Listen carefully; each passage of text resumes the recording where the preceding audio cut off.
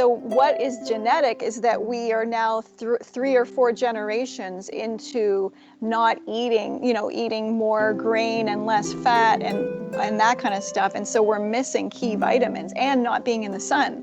So the bone building vitamins like vitamin D3 and K2, along with minerals, are just, not in the diets and the bodies anymore. And that is literally like, your grandmother's diet is going to affect your jaw, and your mother's diet while she's pregnant and pre-pregnant, all that is obviously going to affect the jaw as well. And so our jaw, the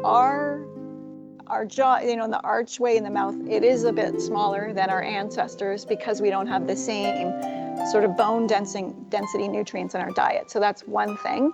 And then there's another aspect to the overcrowding and wisdom teeth removal is it's not necessarily overcrowded, but it's just what, there's a lot of dentistry that's just really like a chainsaw to a tree. You know what I mean? There's so much that has improved since like the 18th century, obviously, with dentistry. But then really, I think, another 100 years from now, we'll be like, what? We were using that. It will feel like we were putting chainsaws in our mouth.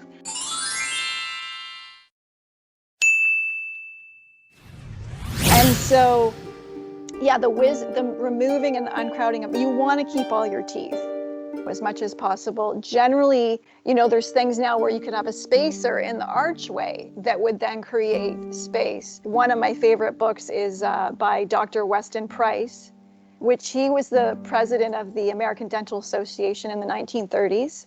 And he wanted to know, what was causing things and root canals and jaw loss and all that too.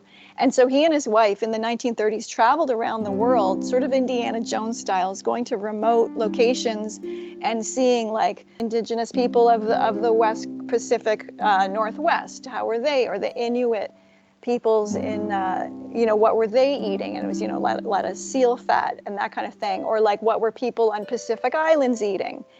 Or, studying in the Hebrides. I believe they're islands off of Scotland. And they're looking at like twin brothers. One was living in the port and one was living inland traditionally. And the port having the stores with the sugar and all that, so very different teeth for two brothers. Or looking at like St. Moritz and Ski Town, or like, towns high up in the Alps, and they were eating special butter that was made in June and July from the fresh grass growing on the mountainside. And then they produced this butter, which we now know is really high in vitamin K2, which we needed for bones and that kind of thing. So really what he learned was, obviously, I'll just summarize, is like the fats are really important, those super nutrient vitamins, and that the white bread, white sugar, etc. wasn't good.